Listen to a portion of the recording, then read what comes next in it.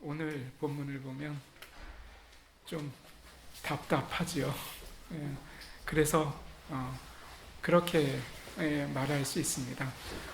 그 마틴 루터가 얘기한 대로 성경 안에는 지푸라기와 같은 것이 있고, 그리고 그리스도의 복음의 핵심이 또 있고, 그래서 우열이 있어 보이고 어떤 것을 읽고 답답하기 때문에 차라리 그것은 포기하고 그냥 예수 그리스도의 복음서를 계속 읽는 게 낫지 않느냐, 이렇게 그렇게 이야기할 수도 있습니다.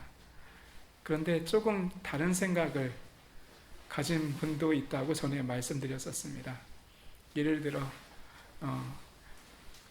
장로교의 시조라고 할 수 있는, 개혁교회의 선구자라고 할 수 있는 이 칼뱅은 신약 구약 성경 66권이 하나님 아버지 앞에서 모두 다 똑같은 가치를 가진다.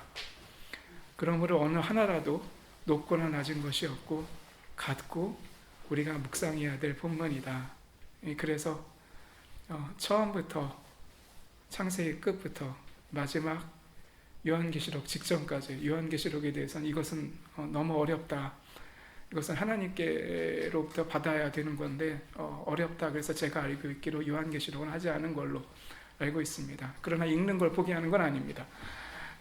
쭉 평생에 걸쳐 강의한 것으로 알려져 있지요. 그래서 한번 목회하던 자리 제네바에서 안에서 여러 문제로 말미암아 쫓겨나지 않았었습니까? 근데 쫓아냈는데 제네바에서 의회하고 사람들이 나중에 보니까 그만한 사람이 없는 거예요. 그래서 다시 데려왔는데 강대상에 올라가가지고 말씀 전할 때 제가 기억하기로 칼뱅이 했던 말, 전에 어디까지 했지요? 그 다음부터 행한 것으로 유명합니다. 제가 개혁교회 출신 목회자라서만 그런 거는 아니고요. 이 하나님 아버지 앞에서 모든 부분에 있어서 성경의 모든 부분에 있어서 읽고 묵상하면서 예수 그리스도의 말씀과 이렇게 비교해서 보면서 그 안에 있는 주님의 뜻을 발견한다는 것은 저희의 삶을 위해서 반드시 필요한 것 같습니다. 왜냐하면 저의 삶에는 순간순간 하나님이 안 보이시는, 그래서 구약 성경 읽다 보면 이게 우리의 신앙생활하고 뭐가 관련이 있는지 모르겠다, 이제 그렇게 느껴질 때가 있거든요. 그런데 그 가운데서 하나님이 어떻게 역사하고 계시고 그 본문을 통해서 우리에게 무엇을 말씀하려고 하시는지 그것을 확인하고 찾아내고 묵상하고 발견하는 것, 마치 장사꾼이 진주를 발견했을 때 모든 것을 다 팔아 그것을 사는 것처럼 저희에게도 본문 말씀을 통해서 그러한 역사가 늘 있기를 소원합니다. 오늘 본문은 쉽지 않습니다. 본문에 나오는 왕의 이름이 모두 9명이나 됩니다. 남유다 2명, 아사랴, 우시야, 그 다음에 북이스라엘 왕 6명, 느바세 아들 여로보암 2세, 스가랴, 살룸, 브나헴, 부가이아까지, 그리고 아스루 왕 1명, 불이 나옵니다.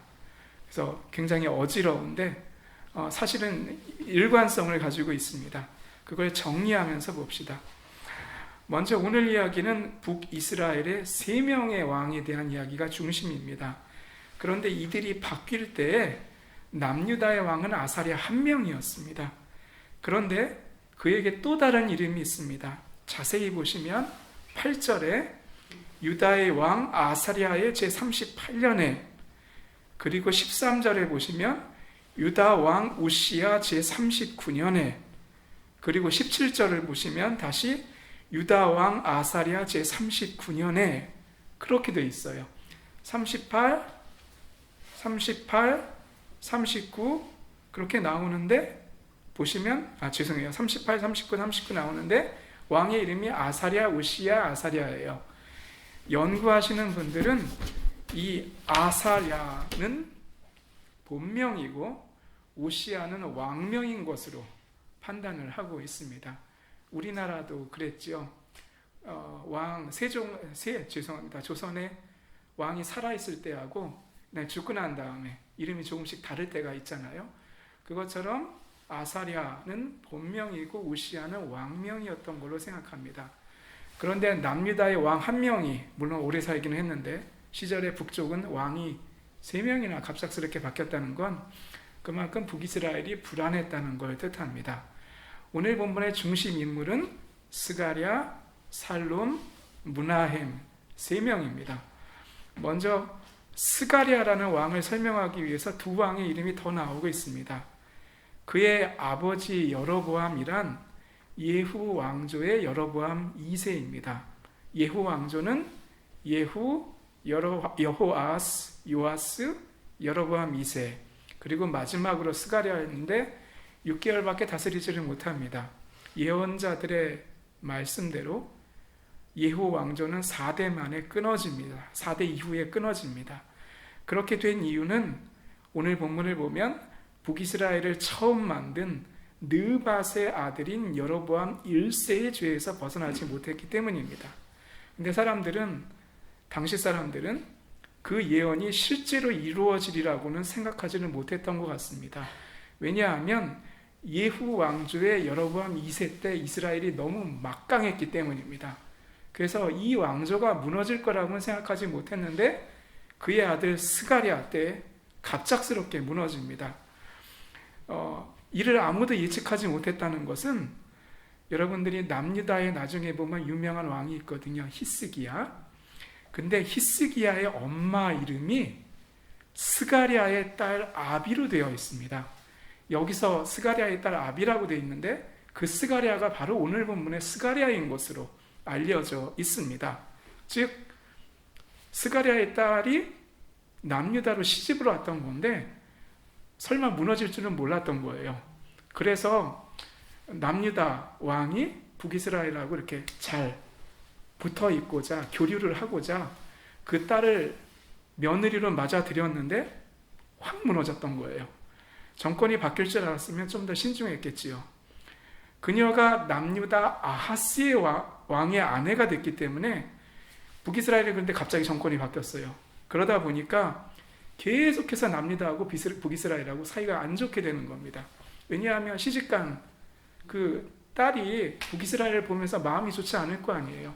그러니 남편 또는 아들을 보고 그 나라하고 화친하라고 얘기할 리가 없잖아요. 그래서 사이가 좋지 않게 됩니다. 예후 왕조는 그렇게 갑작스럽게 막을 내리지요. 그런데 가만히 여러분들께서 한 주, 2주 동안 예후에 관한 그의 자녀들에 관한 하나님의 말씀을 묵상해 보셨다면 그들이 예후부터 하나님께 직접 명령받은 것만 행하고 그 외의 일은 하지 않았다는 걸 알게 됩니다. 심지어 명령받은 바알은 제거하고 명령받지 않은 아세라는 내버려 둡니다. 설마 바알을 제거하라고 할 때 아세라도 같이 제거하라고 하셨지 않겠어요? 근데 바알만 제거했어요. 어디 나오냐면 열왕기하 13장 6절에 보면 나옵니다. 열왕기하 13장 6절에 보면 뭐라고 되어 있냐면 그들이 이스라엘에게 범죄하게 한 여로보암의 집에 죄에서 떠나지 아니하고 그 안에서 따라 행하여 또 사마리아의 아세라 목상을 그냥 두었더라. 이게 웬 말일까요? 분명히 바알 신전하고 모든 걸 제했거든요. 근데 여전히 예후의 아들 때에도 아세라 목상은 그냥 사마리아에 있어요. 그러자 이 모든 걸 예후와 그의 자손들이 그대로 따라하는 겁니다. 배운 대로 하는 거죠. 그리고 4대에 걸친 결과를 스가랴가 모두 지고 가게 되는 겁니다. 굉장히 슬프게 죽지요. 예후가 하나님을 더 알아가고 묻고 배우며 바꾸는 삶을 살았다면 4대 만에 그의 집안이, 그의 축복이 끝나지는 않았을 겁니다. 여기서 저희가 깊이 기억해야 될 사실이 있습니다. 우리는 자손들을 위해서라도 하나님께 다가가고 우리의 마음을 주님께서 새롭게 알려주시는 것에 따라서 계속해서 개혁해 나가는 일을 계속해야 합니다. 여기서 이 부분에서 저희가 열왕기와 역대기에 나오는 이른바 정직하다라는 말을 정확하게 알기 원합니다. 정직하다는 말의 뜻이 열왕기와 역대기에서 무엇을 의미할까요? 예를 들어 예후는 다음과 같이 평가를 받았습니다. 여호와께서 예후에게 이르시되 내가 나보기에 정직한 일을 행하되 잘 행하여 내 마음에 있는 대로 아합의 집에다 행하였은즉 내 자손이 이스라엘 왕위를 이어 4대를 지나리라 하시니라. 열왕기하 10장 30절 말씀입니다. 여기 보면 분명히 하나님이 정직했다. 그래서 4대를 가게 하리라 말씀을 하셨어요. 어려운 와중에 정직했다는 거죠. 그런데 중요한 건 뭐예요? 정직한 삶의 대가는 4대 거기까지입니다. 그 다음에 예후는 여러분들이 예후의 일대기에 관한 것을 열왕기에서 읽어보시면 그 다음에는 하나님께 들은 것도 없고요, 받은 것도 없고요, 행한 것도 없어요. 예언자를 찾아가거나 만나거나 말씀을 배웠다는 이야기가 없습니다. 들은 게 없는 부분은 무엇에 따라 하게 돼 있어요? 하나님께 새롭게 들은 게 없는 부분은 그냥 조상들이 했던 대로 따라하게 돼 있어요. 저희도 그러잖아요. 무엇인가를 행할 때 우리 아빠 엄마가 어떻게 하셨었지? 그러면 그냥 그거 따라가요. 그런데 그게 만약에 하나님과 맞지 않는다고 하더라도 그냥 우리는 이게 관습이고 습관이야, 조상들의 전통이야, 따라가게 돼 있는 거죠. 왜 이렇게 되는지에 대해서 알려주는 구절이 있습니다. 그것이 열왕기하 27장 2절 말씀입니다. 역대하 27장 2절 말씀입니다. 거기에 보면 정직하다는 말이 무엇인지에 대한 설명이 나옵니다. 요담이 그의 아버지 우시야의 모든 행위대로 여호와 보시기에 정직하게 행하였으나 여호와의 성전에는 들어가지 아니하였고 백성은 여전히 부패하였더라. 뭐예요? 성전 예배는 드리지 않아도요, 정직할 수 있어요. 정직했다는 말은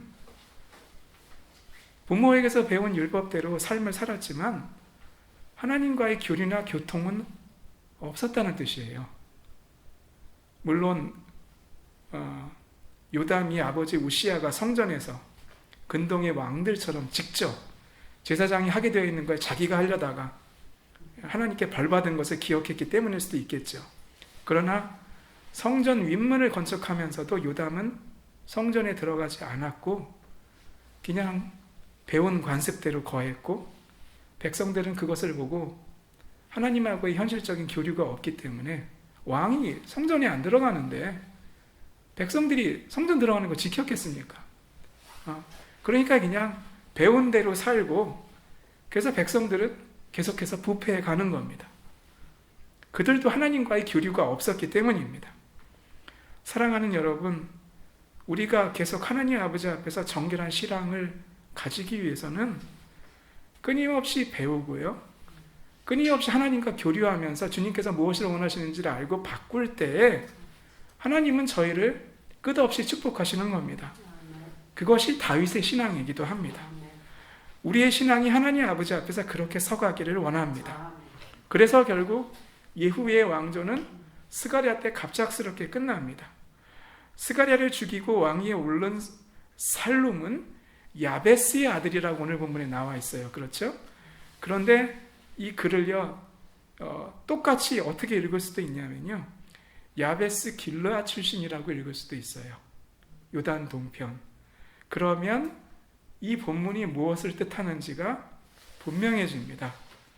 무엇이냐면요, 북이스라엘이 지역, 지파마다의 혈연으로 나누어져 가지고 권력 다툼을 하는 겁니다. 하나님이 중심이 된 공동체에서 그 믿음이 사라지고 나면 뭐가 나와요? 지연, 혈연, 어디 출신이다, 그 다음에 어디 혈연 출신이다, 학연, 이런 것들이 더 중요시 되고 이를 가지고 나눠져 가지고 싸우기를 반복합니다. 살룸은 아마도 에브라임 지파, 그리고 므나헴은 처음 북이스라엘의 수도였던 디르사 출신, 즉 므낫세 지파 출신으로 보입니다. 므낫세는 죽은 스가랴 왕의 군대 장관으로 알려져 있고, 살롬은 아스로 왕이 걔는 비천한 가문 출신이야 라고 했던 것으로 보아가지고, 즉 권력을 잡지 못했던 지역 출신이었던 걸로 보입니다. 그런데 기회를 잡아가지고 반역을 일으키니까 디르사 출신, 그러니까 처음부터 북이스라엘 처음부터 여로보암 1세부터 정권을 잡았던 출신 지역 사람들이 쳐들어온 겁니다. 그러고는 싸워가지고 잔혹하게 죽입니다. 그리고 나가지고는 반대편에 속해 있던 즉 살롬을 지지했던 딥사와 주변을 공격합니다. 추측컨대 아마도 이쪽이 계속해서 홀대받던 지역이었던 것 같습니다. 그리고는 마치 적들을 죽이는 것처럼 아이 가진 여인의 배를 가르는 아주 잔혹한 일을 행하게 됩니다. 이런 지연, 혈연에 관한 감정들은 예후 왕조 때부터, 아니 더 그 이전부터 오랜 기간 이렇게 쌓여 있었던 것으로 보입니다. 그렇습니다. 북이스라엘 사람들, 여러분들이 열왕기 읽어보시면서 자세히 보시면, 또 역대기를 보시면서 자세히 보시면 남유다 사람들을 대하는데 이웃민족보다 못하게 대합니다. 그래서 북쪽 용병들이 남유다 왕한테 고용되었다가 돈을 못 받게 되니까 어떻게 해요? 돌아가면서 유다 성읍들을 잔인하게 약탈하고 3,000명을 죽이고 돌아갑니다. 그리고 그 북이스라엘 사람들은 또 지파별로, 지역별로 나누어져 가지고 서로를 무시하고 억압하고 권력을 뺏고 빼앗고 한 거죠. 이게 굉장히 무시무시한 모습이죠. 바로 이게 하나님이 이루어 가시던 거룩한 역사가 사라진 무서운 사람의 역사가 된 모습입니다. 그래서 세계사를 읽다 보면 언뜻 무서울 때가 있잖아요. 결국은 그 싸움이구나.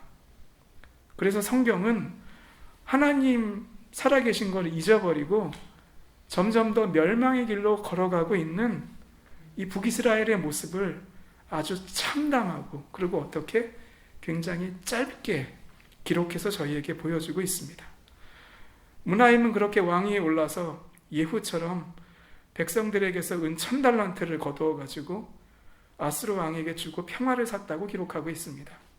어떤 분들은 이를 므나헴이 아수르 병사 한 명당 은 50세겔을 주고 나라를 굳건히 하기 위해서 그들을 샀다, 용병으로 고용했다, 그렇게 해석하기도 합니다. 이런 건 저런 건 모든 걸 짊어지는 건 누굽니까? 백성들이고, 그 중에서도 특히 권력이 없던, 힘이 없던 지역 사람들이겠지요. 그래서 그의 이러한 통치 방식은 결국 후에 또 다른 반란을 일으키게 됩니다. 근데 이런 일이 언제 많았을까요? 이런 일이 성경에 보면 어느 시대 때 굉장히 많았어요.